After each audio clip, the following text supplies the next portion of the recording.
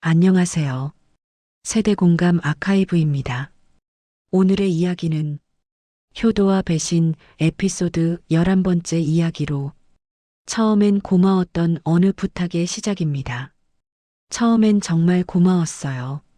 갑자기 잘해주기 시작한 사람이 있으면 의심보다 먼저 감사한 마음이 드는 게 사람 마음이잖아요. 식탁이 매일 차려져 있고 웃는 얼굴로 건강 걱정해주고 밤마다 손주가 제 손잡고 잠들고 그게 얼마나 흔치 않은 일인지 알기 때문에 저도 그냥 마음을 놓고 있었어요. 근데 어느 날부터 조금씩 이상한 말들이 섞이기 시작하더라고요. 잠깐만. 금방 끝나요. 가족끼리인데 뭐가 걱정이세요? 그때는 별일 아니라고 넘겼어요. 착한 마음은 그게 함정이 될 때가 있거든요. 어느 순간 문득 그런 생각이 들더군요. 내가 이 집에 온 이유가 정말 나 때문이었을까? 아니면 다른 이유가 있었을까? 그 질문 하나가 시작이었어요. 그리고 그 뒤에 모든 일은 제가 생각한 것과는 전혀 달랐습니다. 지금부터 시작합니다. 며칠 전부터 이 집에 와서 지내고 있다. 밥도 제때 먹고 잠도 잘 자고 몸이 한결 가벼워진 느낌이다. 오늘도 식탁 위엔 미역국 냄새가 퍼져 있었다. 오랜만에 누가 차려준 밥을 조용히 먹고 있었다. 며느리가 앞치마를 매만지며 말했다. 어머니, 많이 드세요. 속 편해지실 거예요. 나는 괜히 고개만 끄덕였다. 이렇게까지 챙김을 받는 게 익숙하지 않아서 고맙다는 말보단 조심스러움이 먼저 올라왔다. 손주는 내 팔에 팔을 얹고 말했다. 할머니, 오늘도 우리 같이 잘 거지? 응, 내가 좋아하면. 그 말이 참 자연스럽게 나왔다. 행복하면서도 낯선 기분이 같이 밀려왔다. 잠시 후 아들이 퇴근에 들어왔다. 엄마, 며칠 더 계시면 체력이 확 오를 거야. 나는 웃어 보였지만 마음 한쪽은 어딘가 쑥스러웠다. 아들이 말했다. 엄마는 당연히 이렇게 받아야 하는 사람이야. 그동안 혼자 너무 버텼잖아. 그 말을 듣는 순간 참 고맙기도 했는데 이렇게까지 다정했던 적이 있었나 싶은 생각도 들었다. 고마움하고 어색함이 동시에 밀려왔다. 밥은 분명 따뜻했는데 마음 한쪽이 조용히 긴장되는 느낌. 밤에 손주가 내 손을 잡고 잠들었다. 얼굴이 너무 고운 아이라 괜히 마음이 더 흔들린다. 잘 왔나 싶다가도 너무 갑작스러운 변화라 조금은 조심스러웠다. 그냥 좋고 낯선 감정이 뒤섞인 채로 눈을 감았다. 점심을 먹고 거실에 앉아 있었다. 창문에 햇빛이 비치고 TV에서는 익숙한 예능 소리가 흘러나왔다. 분위기는 평화로운데 마음은 조금 긴장되는 느낌이었다. 이유는 딱히 없는데 그냥 그랬다. 그때 며느리가 TV 음량을 줄이고 내 옆으로 와 앉았다. 어머니, 부르는 목소리가 조금 조심스러웠다. 나는 고개만 살짝 돌려서 며느리를 바라봤다. 요즘 아이 학원비랑 이것저것이 많이 들어서요. 잠깐 멈췄다가 이어서 말했다. 어머니가 와 계셔 주셔서 진짜 숨통이 좀 트였어요. 그 말이 고마웠다. 누군가에게 도움이 된다는 게 이렇게 기분 좋은 일이었나 싶었다. 그런데 며느리가 한숨을 아주 작게 내쉬고 말을 이었다. 사실 집 문제 때문에 조금 고민이 있어요. 가슴이 아주 작게 철렁했다. 뭔지는 모르지만 좋은 말은 아닌가 보다 했던 것 같다. 잠시 후 아들이 거실로 나왔다. 우리 둘을 번갈아 보더니 자연스럽게 대화를 이어받았다. 엄마 집 있잖아. 명의는 엄마 이름으로 돼 있지만 유지 비용이 많이 나가잖아. 나는 대답하지 않고 듣고만 있었다. 아들이 말을 이어갔다. 근데 민경이가 알아보니까 명의를 잠깐 옮기면 세금이 확 줄어든대. 며느리가 고개를 끄덕였다. 잠깐이래요. 진짜 잠깐. 나는 천천히 물었다. 굳이 그렇게까지 해야 해? 아들은 기다렸다는 듯 대답했다. 아이 교육비 때문에 그래. 요즘 진짜 빡빡하잖아. 며느리는 마지막에 한 문장을 얹었다. 어머니가 마음만 허락해 주시면 저희가 진짜 더 열심히 살 수 있을 것 같아요. 잘해주던 이유가 이 말을 꺼내기 위한 건 아니겠지. 그 생각이 스쳤지만 겉으로는 내색하지 않았다. 그냥 생각 좀 할게. 나는 그렇게만 말했다. 그날 밤 손주가 내 옆에 꼭 붙어 잠들었다. 볼을 쓰다듬으면서도 낮에 들었던 말이 계속 떠올랐다. 잠깐이면 된대.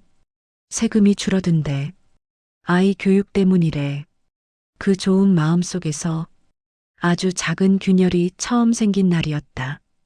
아들 집에 온 지 며칠째였다. 하루가 참 부드럽게 흘러갔다. 생각해보면 웃음이 나는 게 이렇게 평온한 시간을 보낸 게 얼마만인지 기억도 안 난다. 아침 식탁은 이미 차려져 있었다. 며느리가 커피잔을 내려놓으며 말했다. 어머니, 오늘 컨디션 좋으시죠? 점심에는 갈비찜 해드릴게요. 나는 괜히 손사래를 쳤다. 아이고, 너무 무리하지 마. 그러자 며느리가 웃었다. 어머니 계시니까 저희가 힘이 나요. 그 말 한 문장이 마음을 따뜻하게 했다. 누가 내 존재를 이렇게 말해준 게 참 오래간만이라. 손주는 학교에서 돌아오자마자 내 무릎으로 달려왔다. 가방을 내려놓고는 할머니, 오늘 학교에서 있었던 거 얘기해 줄까? 어찌나 제잘거리는지 듣고만 있어도 그냥 기분이 좋아졌다. 저녁 무렵 아들이 현관문을 열고 들어왔다. 엄마, 요즘 얼굴 좋아졌네. 말투가 정말 다정했다. 나는 참 오랜만에 가족이라는 게 이런 건가 하는 생각이 들었다. 근데 딱 거기까지였다. 행복감이 올라가면 그만큼 조심스러움도 같이 올라오더라. 지금 이 친절이 마음에서 나온 건지 상황에서 나온 건지 아직 구분이 안 됐다. 밥을 치우고 있을 때 며느리가 말했다. 어머니, 저희 진짜 열심히 살 거예요. 어머니가 와 계셔 주셔서 앞으로도 잘 될 것 같아요. 그 말이 나쁘진 않은데 어딘가 확신을 달래려는 느낌이 살짝 묻어 있었다. 나는 괜히 모르는 척 웃으며 말했다. 그래, 다 잘 될 거야. 하지만 속으로는 작은 긴장감이 끊기지 않았다. 누군가에게 고마움을 느끼는데 한쪽에서는 이유를 찾는 마음이 계속 깨어있는 느낌. 밤이 되자 손주가 내 침대 옆에 와서 말했다. 할머니가 있어서 오늘 또 좋은 날이었어. 그 문장 하나에 마음이 다 풀려버리는 것 같았다. 나한테 저런 말을 해주는 사람이 이 아이 말고 또 있었던가. 그렇게 따뜻함과 조심스러움이 섞인 상태로 눈을 감았다. 이렇게 좋은 하루가 그냥 좋은 하루였으면 좋겠다고 속으로만 조용히 빌었다. 아침에 커피를 마시고 있는데 며느리가 서류 같은 걸 한 손에 들고 거실로 나왔다. 처음에는 아이 학교 관련 서류인 줄 알았다. 표정도 편안했고 말투도 늘 하던 대로였다. 어머니, 이거 그냥 상담만 해봤는데요. 며느리가 조심스럽게 입을 열었다. 어머니 집에 명의를 잠깐 옮기면 대출 금리가 확 내려가고 세금도 줄어든대요. 나는 아무 말도 하지 않았다. 얼마 전 들었던 얘기랑 비슷했기 때문이다. 며느리는 서류를 식탁에 내려놓으며 말했다. 어머니한테 불이익은 없고 잠깐만요. 아이 교육자금 마련에 진짜 큰 도움이 된대요. 나는 서류 쪽을 바라보지도 못했다. 눈길만 괜히 커피잔에 머물렀다. 며느리는 내 표정을 살피고 있었다. 나는 웃는 것도 표정을 지우는 것도 못해서 커피잔을 살짝 돌리기만 했다. 그때 아들이 방에서 나와서 상황을 자연스럽게 이어받았다. 엄마도 알잖아. 요새 금리가 장난 아니야. 어차피 가족끼리인데 서로 좀 윈윈하면 좋지 않겠어? 말 자체는 맞는 말처럼 들렸다. 하지만 그 말이 목적지로 데리고 가려는 방향이 너무 분명하게 보였다. 나중엔 다시 돌려놓는 거지. 내가 조용히 묻자 아들은 기다렸다는 듯 말했다. 당연하지. 엄마 건데. 말투가 이상하게 자신감이 있었다. 믿음을 주려는 말투라기보단 이미 다 정해져 있는 일을 확인받으려는 말투. 며느리는 그 순간 미소를 지었다. 어머니가 허락만 해주시면 저희 진짜 숨 좀 돌릴 것 같아요. 그 말이 마음을 두 갈래로 갈라놓았다. 도와주고 싶은 마음도 있었고 그동안 받아온 배려가 미안할 정도로 고마웠다. 그런데 왜 이렇게 빨리, 왜 이렇게 정확하게 이 얘기로 돌아오는 걸까? 나는 서류를 손끝으로 가볍게 밀어놓았다. 읽겠다는 것도 아니고 거부하겠다는 것도 아닌 딱 중간 정도의 거리. 아들은 짧게 한숨을 쉬었다. 며느리는 아무 말도 하지 않았다. 둘 다 실망을 숨기려는 표정이었지만 숨길수록 더 또렷하게 보이는 표정이라는 게 있다. 저녁에 방에 혼자 앉아 있는데 낮에 식탁에 놓여 있던 서류가 자꾸 머릿속에 떠올랐다. 이 집이 내게 너무 따뜻한 만큼 그 종이 한 장이 더 차갑게 느껴졌다. 괜히 창밖을 오래 바라보다가 불을 끄고 누웠다. 그냥 오늘 하루가 이상하게 길었다. 그날 저녁 밥을 먹고 정리하려는데 아들이 내 쪽을 조심스럽게 바라보았다. 애써 자연스러운 표정을 짓고 있었지만 딱 봐도 하고 싶은 얘기가 있는 얼굴이었다. 엄마, 아까 말한 거 생각 좀 해봤어? 솔직히 하루 종일 그 생각만 했지만 그 질문을 듣는 순간 마음이 확 굳어졌다. 나는 최대한 조용하게 답했다. 생각하는 중이야. 아들은 고개를 끄덕이면서도 살짝 숨을 고르고 말을 이어갔다. 엄마가 결정 빨리 해주면 우리도 계획을 좀 세울 수 있으니까. 그 말투가 이상했다. 부탁하는 느낌과 결정 기한을 압박하는 느낌이 묘하게 섞여 있었다.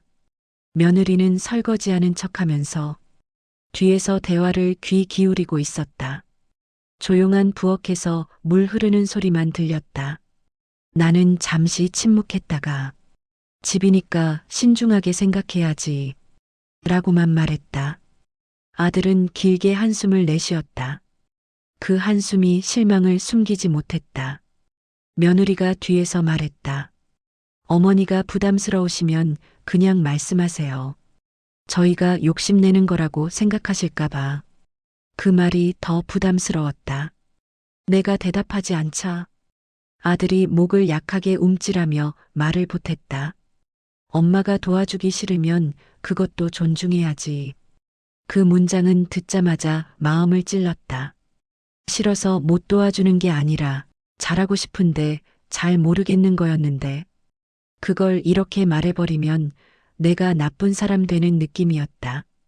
분위기가 어색해지자 손주가 거실에서 머리를 내밀었다. 아빠, 할머니랑 싸워. 순간 아들과 며느리 표정이 굳었다. 나는 서둘러 말했다. 아니야. 아무것도 아니야. 손주는 다시 방으로 돌아갔다. 하지만 방 안으로 들어가면서 문을 닫는 소리가 유난히 크게 들렸다. 아들과 며느리는 아무 말도 하지 않았다. 나도 아무 말도 하지 않았다. 식탁 위에 젓가락만 가지런히 놓여 있었다. 분명 누군가 움직이고 있었는데 공기가 멈춘 것 같았다. 잠들기 전에 문득 그런 생각이 들었다. 이 집은 따뜻한데 대화는 왜 이렇게 차가운 걸까? 밤이 늦었다. 거실 불이 모두 꺼져 있고 집 전체가 잠든 것 같았다. 나는 물 한 잔 마시려고 조용히 방 밖으로 나왔다. 거실을 지나 부엌 쪽으로 가려는데 작게 말소리가 들렸다. 아들과 며느리였다. 둘이 안방 불을 켜지 않은 채 대화를 하고 있었다. 나는 발걸음을 멈췄다. 쳐다보려 한 건 아니고 그냥 귀가 먼저 반응했다. 아들의 목소리가 들렸다. 서류만 끝나면 진짜 숨통 트이는 거야. 말투가 낮고 단단했다. 며느리는 조금 더 조심스럽게 말했다. 어머님이 부담스러우신가 봐. 근데 이번에 못하면 기회 없대. 우리 애 학교 문제도 시간 없잖아. 잠깐의 침묵이 이어졌다. 그러다 아들이 말했다. 엄마가 모르는 사람이면 안 부탁했지. 가족이니까 하는 거야. 그 말에서 다정함도 배려도 느껴지지 않았다. 그냥 일을 성사시키려는 사람의 말이었다. 며느리가 한숨을 아주 작게 내쉬었다. 설득은 거의 된 것 같은데. 그래도 마지막에 확신을 드려야 할 것 같아. 그 문장이 마음속으로 곧장 내려꽂혔다. 설득, 확신, 나를 향한 말이었음이 너무 분명했다. 그 순간 거실에서 들고 있던 물컵을 더 세게 쥐고 있는 걸 깨달았다. 의도한 것도 아닌데 손끝이 힘이 들어갔다.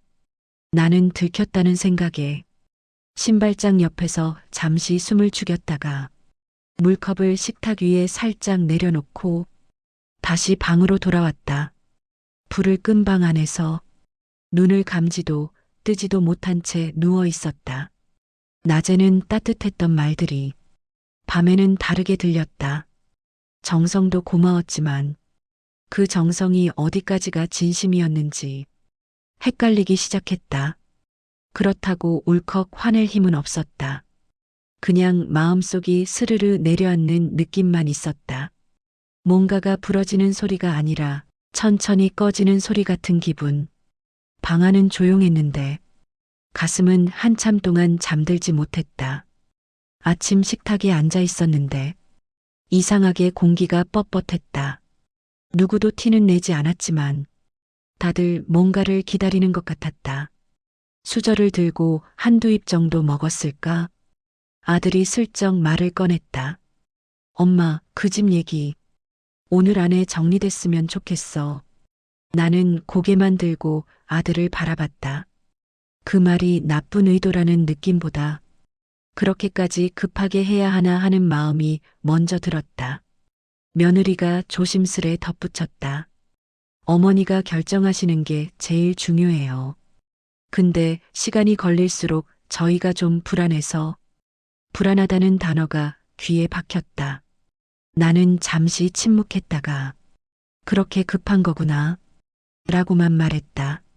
손주는 옆에서 젓가락으로 밥알을 튕기며 놀고 있었다. 아들은 아이를 한번 바라본 뒤 나한테 또다시 말을 건넸다.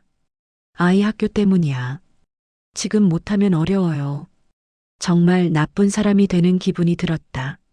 아들과 며느리는 서로를 보더니 한숨을 참는 표정이었다.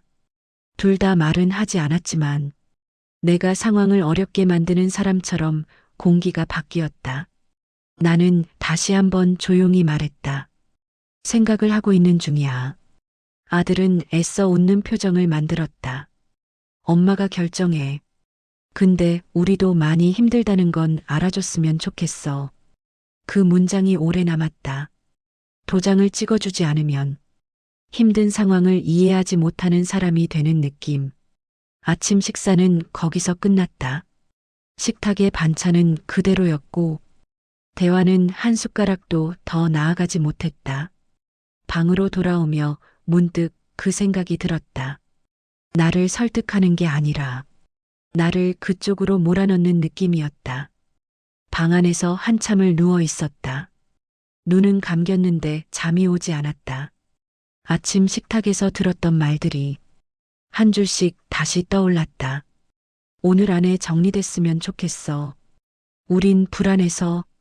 그 문장들이 겉으론 다정해 보였지만 튕기면 바로 딱딱해지는 고무 같은 느낌이었다. 부드럽게 누르는 것 같다가도 결국 원하는 방향으로 나를 끌고 가려는 힘. 한참 누워 있다가 자리에서 일어났다. 가방 속에서 오래된 서류 봉투를 꺼냈다. 남편이 살아있을 때 만들어둔 서류였다. 그때는 혹시 모르니까라고 했지만 그때도 이 말이 뭘 뜻하는지 정확히 알지 못했다. 봉투를 열고 문서를 펼쳤다. 눈이 나빠서 글자가 또렷하진 않았지만 가장 중요한 줄은 바로 보였다. 본인의 의사 없이 처분 변경 불가. 남편이 나한테 했던 말이 떠올랐다. 정임아, 사람 일이 어떻게 될지 몰라. 서류는 살아있는 사람을 지켜줘야 하는 거야. 남편이 생전에 혹시라도 나중에 누가 강요하면 안 된다며 집을 처분 제한 신탁으로 맡겨둔 거란 걸 그제야 알았다. 그때는 과한 걱정이라고 생각했는데 그 말이 이렇게 또렷하게 떠오르는 날이 올 줄은 몰랐다. 나는 문서를 두세 번 더 확인했다. 혹시 내가 잘못 보고 있는 건 아닐까 싶어서 한 글자씩 다시 읽어보았다. 확실했다. 가슴이 뛰지는 않았다. 분노도 아니었다. 그냥 말로 표현하기 어려운 조용한 확신 같은 게 생겼다. 아들 방 앞을 지나가는데 둘은 아직도 뭔가를 상해 중이었다. 대화의 내용은 들리지 않았다. 문이 닫혀 있는데도 나를 둘러싼 생각이 아니라 그들의 계획을 이야기하고 있다는 걸 느끼는 건 어렵지 않았다. 나는 문 앞에서 멈추지 않았다. 누가 잘못했다, 누가 나쁘다. 그런 마음이 들지 않았다. 그냥 내가 어떤 선택을 해야 하는지 또렷해졌다는 느낌이었다. 부엌에 가서 찬물을 따라 마셨다. 얼음이 잔에 부딪히는 소리가 이상하게 마음을 정리해주는 것 같았다. 그래, 말을 못했을 뿐 나도 이제 준비가 된 거구나. 속으로만 그렇게 중얼거렸다. 누구한테도 들리지 않는 목소리였다. 표정은 평소 그대로였다. 다만 마음만 아주 조용히 방향을 바꾼 밤이었다.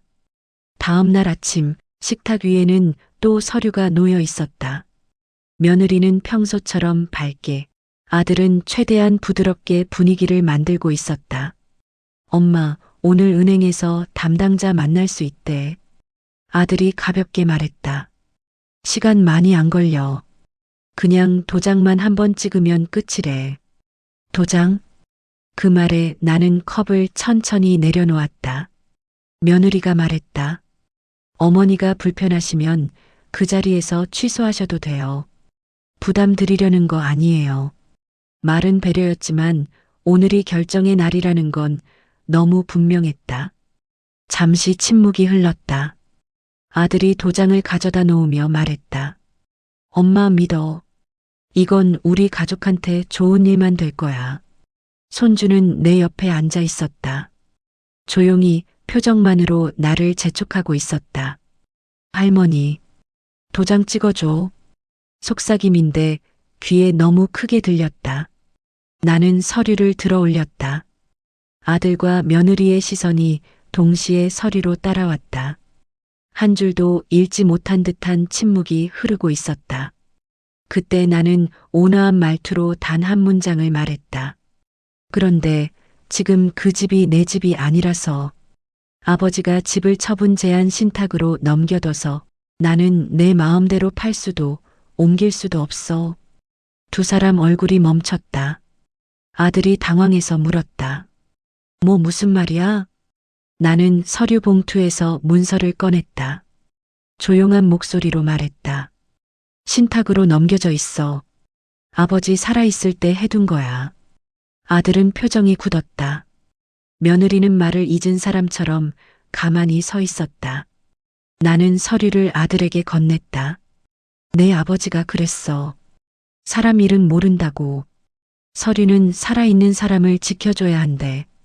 한참 동안 아무도 움직이지 않았다. 아들이 흔들리는 목소리로 말했다. 엄마, 정말 우리를 믿을 수 없다는 거야? 나는 조용히 고개를 저었다. 그게 아니야. 그냥 집은 집대로 두고 사람 관계는 사람 관계대로 두자는 거야. 소리 지르지도 않았고 분노도 담지 않았다. 그냥 사실을 사실처럼 말했을 뿐이었다. 그게 더 확실한 대답이었던 것 같다. 아들과 며느리의 표정이 말보다 먼저 이해한 표정이었다. 아들은 의자를 밀고 일어났다. 며느리는 한숨도 변명도 하지 못했다. 그냥 둘 다 가만히 있었다. 말을 잃어버린 사람들처럼. 나는 서류를 정리하고 도장을 천천히 가방 속에 넣었다. 그 어떤 말보다 그 행동이 더 많은 뜻을 담고 있었다. 며칠 뒤 나는 내 집에 돌아왔다. 오랜만에 정막인데 이상하게 편안했다. 반찬은 대충 차려 먹었지만 맛이 없진 않았다. 소파에 기대 앉아 창밖을 보는데 바람 소리가 꽤 괜찮게 들렸다. 가족 단체 채팅방 알림이 떴다. 아들의 이름이 보였지만 읽지 않았다. 며느리에게도 손주에게도 연락은 없었다. 원망이 아니라 서로가 조금 쉬어야 하는 시간 같았다. 식탁에 도장을 꺼내 놓았다가 다시 서랍에 넣었다. 누구에게도 줄 생각이 없다는 게 아니라 이제는 어떤 말에도 흔들리지 않겠다는 뜻에 가까웠다. 그날 밤 혼자 TV를 보다가 괜히 작은 미소가 났다. 나도 내 삶을 지킬 줄 아는 사람이었네. 누구한테 들려주려고 한 말은 아니었다. 그냥 나한테 한 말이었다. 부재중 전화가 울렸다. 아들이었다. 한참 망설이다가 받지 않았다. 미루는 게 아니라 지금은 대화해도 상처만 남을 것 같아서 대화는 천천히 해도 되고 언젠가 하면 되고 지금은 잠시 쉼이 먼저였다. 잠들기 전에 문득 손주 얼굴이 떠올랐다. 할머니, 우리 같이 잘 거지? 그 작은 목소리가 귀에 스쳤다. 그리움이 올라왔지만 눈물은 나지 않았다. 괜찮았다. 보고 싶으면 나중에 보면 된다. 지금은 감정이 아니라 평온이 더 필요했다. 불을 끄고 누웠다. 오랜만에 마음이 고요해졌다. 누가 지켜주는 평온이 아니라 내가 지켜낸 평온이었다. 사람이 참 그래요. 사랑한다고 가족이라고 해서 언제나 같은 마음으로 지켜주는 건 아니더라고요. 혹시 지금 누구에게 끌려가듯 희생하고 계신 분이 있다면 조금 멈추셔도 괜찮아요. 가족을 놓는 게 아니라 나를 지키는 것도 가족을 사랑하는 방법이니까요. 이야기를 끝까지 들어주셔서 고맙습니다. 비슷한 경험이 있다면 댓글로 나눠주세요. 누군가에게 큰 힘이 될 거예요. 시청해주셔서 감사합니다. 할머니, 할아버지, 오늘 영상 재미있게 보셨어요? 엄마가 그러는데 다음 이야기를 만들 힘은 구독과 좋아요에서 나온대요. 꼭 눌러주셔야 해요. 알겠죠? 오늘도 함께 해주셔서 고마워요. 다음 이야기로 또 만나요. 안녕!